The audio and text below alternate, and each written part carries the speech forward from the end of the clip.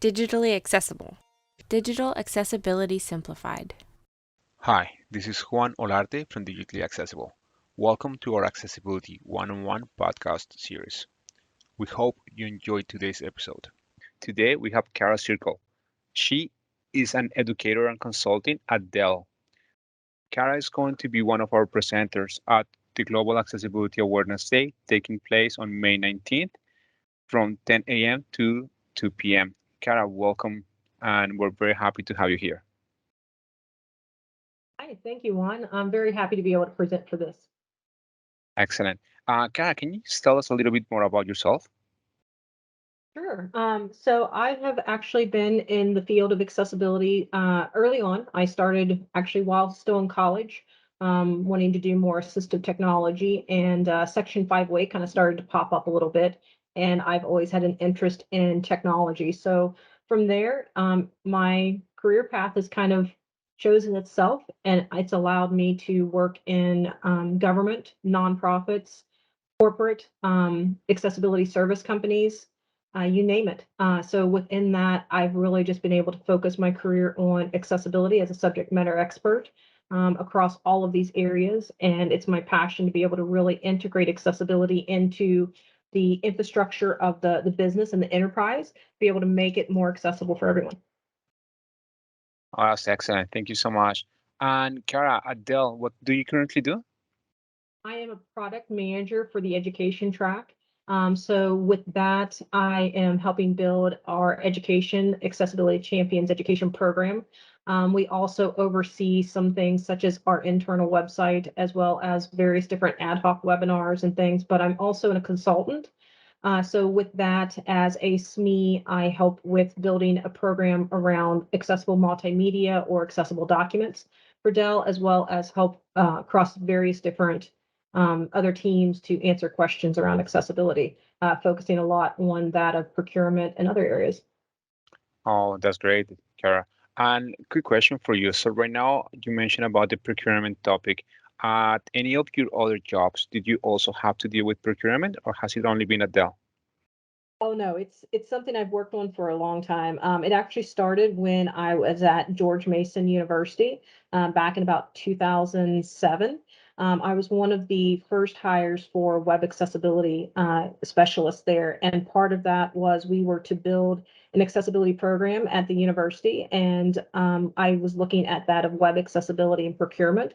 So we started there actually building out an enterprise committee that would look at not just accessibility, but also security, integration, compatibility, as well as procurement, just to make sure that we were really checking off all the boxes that we were following. So when we would purchase something, it would be compatible and usable across the board.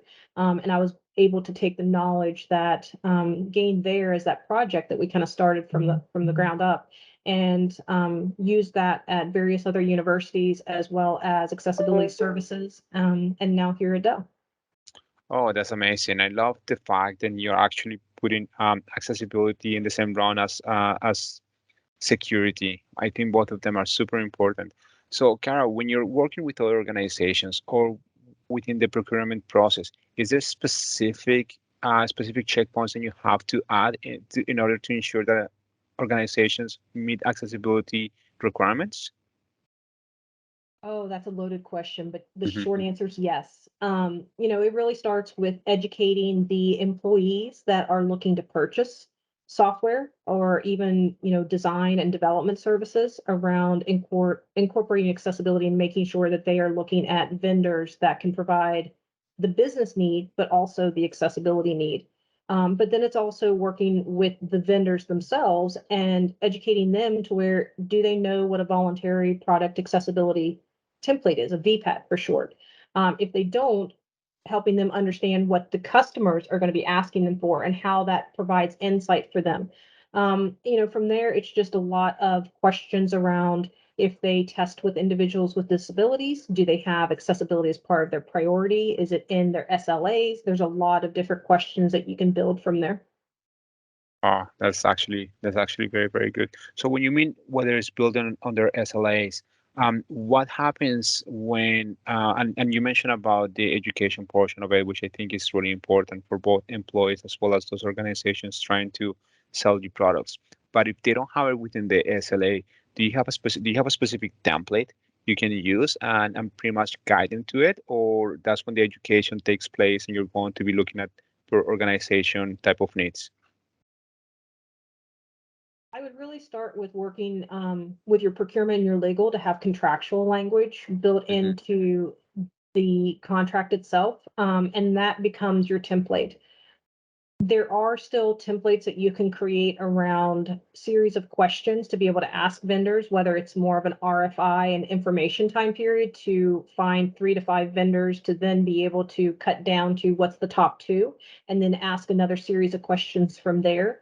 But when it comes to SLAs, it's really more the criticality of the issues themselves. So if it is a severe, issue in regards to what we define as accessibility, high and critical issues are usually what we see that create an issue for individuals with disabilities to where they cannot achieve what they're set out to do. And in that instance, is it equal to, individuals not being able to achieve, submitting a form or whatever else it might be for that SLA? Finding those equals across the board, you can still identify and use that regardless of whether there's a template in hand for that specific SLA. That's interesting. And then, so we talk about a little bit about SLAs as well as the procurement process. But when dealing with different organizations, you're going to have big and small. Now, usually the small organizations are going to be more accommodating in terms of trying to meet your needs. But how do you deal with those big organizations? Let's say the Microsofts that already have a huge programs and may be more difficult for them to try to make their products accessible to your standards because obviously they're also working on accessibility, but they may not be there in all areas. Is there a specific language that you have to go, or if you guys already are in talks and accessibility hasn't been part of that process, how do you bring that up? It's really one that you bring it up just as easy as what you would asking about the security. It's just knowing to bring it up is really the part of what we're asking is, do you know to bring it up? Do you know how to bring it up? Do you know some of the questions to ask? You might be the first company to ask the question about accessibility to a vendor, but I can promise you, you won't be the last. Accessibility, WCAG, the Web Content Accessibility Guidelines, has been around for 20 plus years now. So it's one of those of if a company is not aware of accessibility, however you ask the question, then that shows a red flag of some sort of where they keep it as a priority. That's interesting. So in terms of questions for our listeners out there, what are the top 3 questions they should be asking their vendors to try to qualify them in terms of whether or not they have a product and it's accessible or not? Before I would even ask the question, I would look on their website to see if they have an accessibility statement. If that statement is public, then you already know they have some awareness and some due diligence. If they don't, then that would be one of the questions that I'd be asking is, do you have an accessibility statement or a point of contact that I can talk to? Um, you know, if it's going to be for a product where a voluntary, you know, a VPAT, voluntary product accessibility template, applies, then asking if they have that would be a good question because they don't know what that is. Again, accessibility's been around. It kind of gives you a little bit of an insight on their awareness. Another question I would look at is, do they do user testing with disabilities? These are some common questions that you can ask that apply to things that designers may already be doing as user testing. It's just, are they incorporating another layer of that? Those are some quick questions that I would think of, but there's a lot of things that we can do around accessible procurement. That's important. I believe that user testing is super important, especially when they look at different type of disabilities. My question is, have you deal with vendors that only concentrate on people who are blind and only use screen readers? Oftentimes I see that's the only thing that they try to do and they neglect other type of disabilities. If you have deal with them, how have you been able to bring that to them to ensure that they have to have their BPADs or the specific checkpoints made for different type of disabilities? Asking the question how they do accessibility testing is great because sometimes, I've seen a VPAT that's just shown automated testing done. Because there is a section within a VPAT that asks you what is your testing methodology that's used.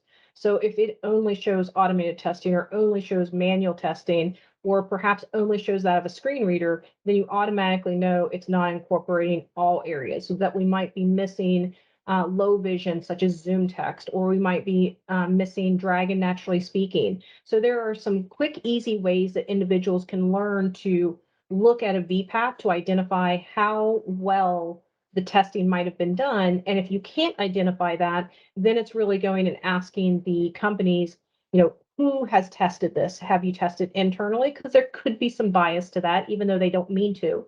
Or are they using a third party company to do that testing? Because that's ultimately what a customer is going to be looking for is if I'm going to a company to say, hey, do you have a VPAT for this product? Let's say Microsoft or Adobe, because they have all of their VPATs on their websites. I'm not having to look for it. I'm automatically having to search on their page and I can access that. But then let's say I don't know who created that.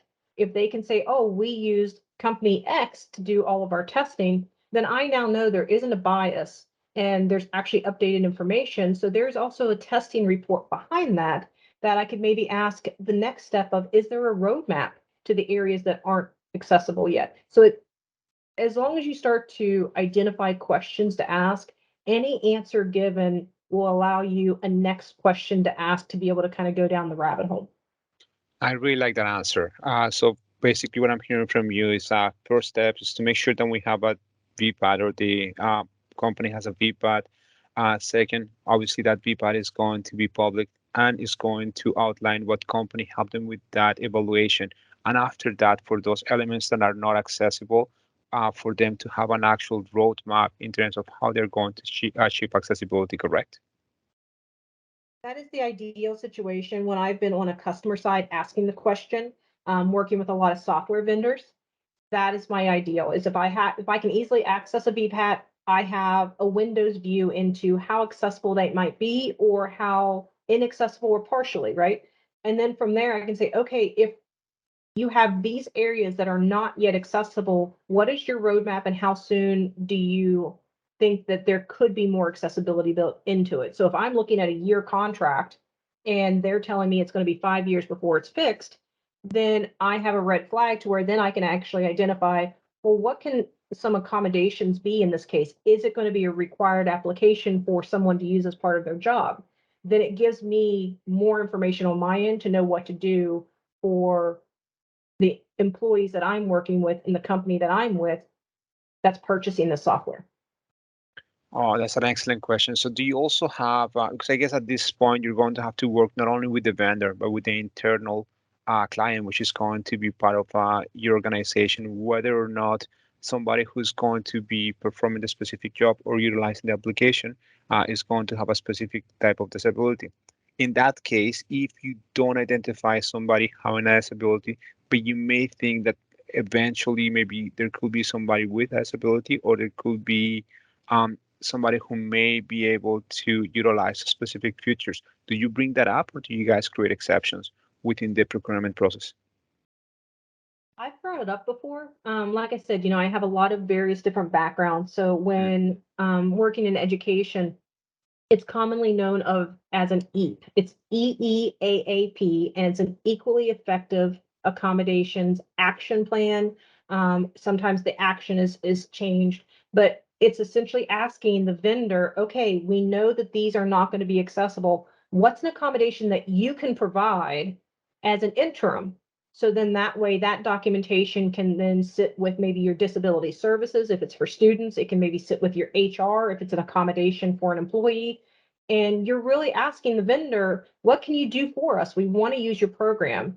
It is maybe one of the more accessible out there, but it still causes some barriers. So what can you do for our users to still be able to do something? Maybe it's an accessible PDF that provides text rather than a financial application that's not accessible. Can it still port out an accessible PDF? I'm just, making an example there. But what are some alternative ways? Publishers is a great example because publishers, textbook publishers, they have a lot of learning management systems now that go along with the textbooks themselves. And not all of those courses are made accessible.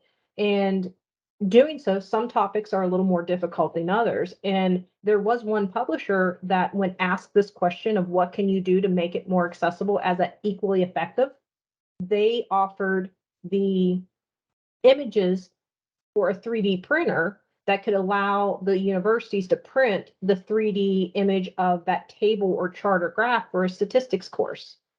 Wow. So that was an effective EAP that was provided from a vendor to a university to still allow individuals access.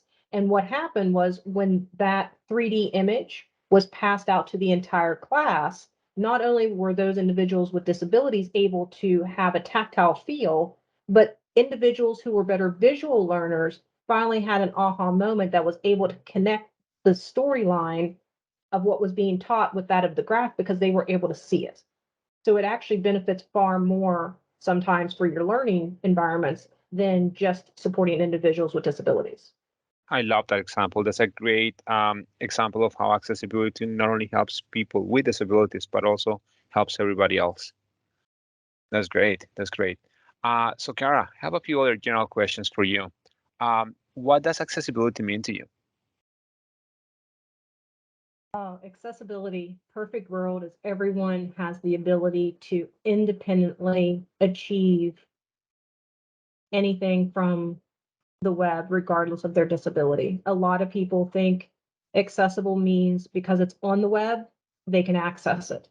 But if we look at that generic term, third world countries, rural areas with poor internet, the web is not accessible to everyone, regardless of a disability.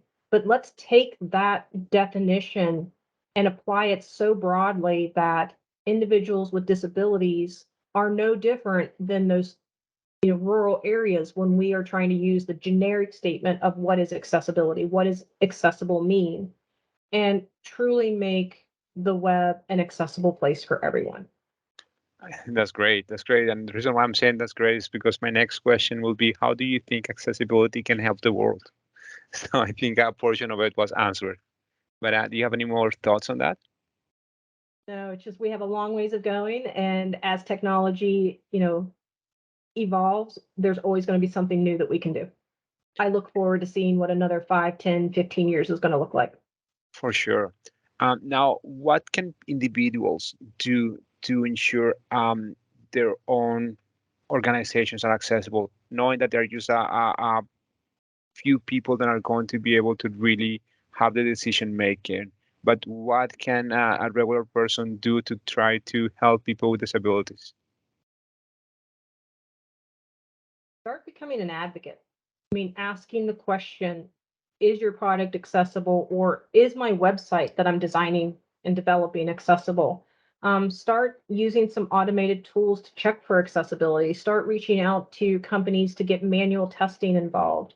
It only takes one person to be able to make a change. It's just, are you going to voice it enough to be able to make it be heard?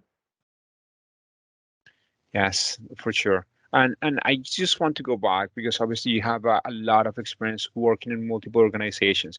Maybe if you can talk to me a little bit in terms of how accessibility has changed, or even the perception of accessibility has changed over the last 15, 10 years. Accessibility, 15 years ago was so unheard of. A lot of companies didn't have an accessibility individual. It was hard to find someone that had accessibility knowledge. If anyone was doing anything, it was only testing. Federal government, they have something called a trusted tester program, because there's so many federal governments here in the States that if one is testing and that same application is used across 5 other government agencies, why do those other 4 or 5 have to test? If you have a trusted tester program, then they can test one and it be used across the system. So that's a lot of what was looked at originally, was just testing. And it was testing for accessibility. But when accommodations were thought of, or when Dragon Naturally Speaking to add to that testing and things like that were thought of, it was not as easily integrated because it was 15 years ago. If we look at it today, we have more individuals speaking out about their disabilities, being proud of it, which is a great thing to see because it's becoming it's becoming equal in that instance to where, if someone chooses to self-disclose, that's one thing. But having the ability to not have to self-disclose because you can still access everything on the web is a very beautiful thing. Because ultimately, if someone needs an accommodation, that accommodation should truly be something for captioning, should maybe be an accessible document, could maybe even be sign language, something that is truly an alternative to what the web is providing. And 15 years ago, we didn't have that option. Today, we have more accessibility built in to where more people are able to access what they need the first time around without having to ask for a secondary option. I love the answer. Thank you so much, Kara. I really appreciate you being here with us, and I look forward to your presentation. Great. Thanks, Juan. I look forward to it.